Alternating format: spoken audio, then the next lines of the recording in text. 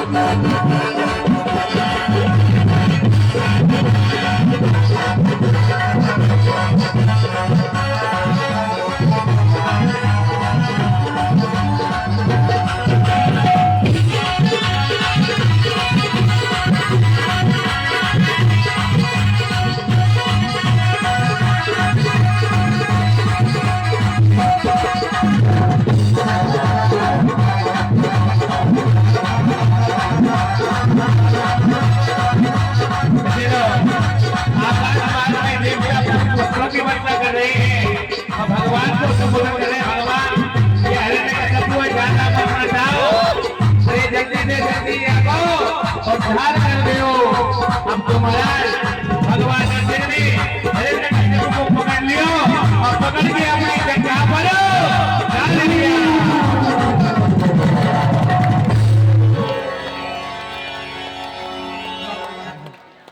सज्जनों, इस प्रकार से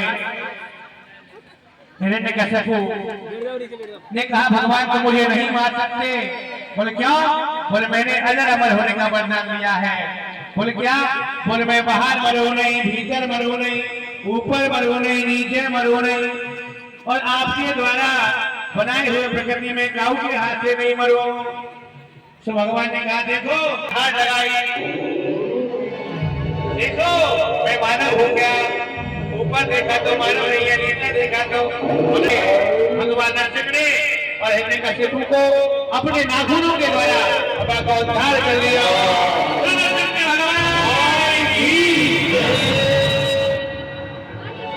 सज्जनों, इस प्रकार से मेरे गोविंद ने भगवान नारायण इस रूप में नरसिंह भगवान का प्रकट हुआ।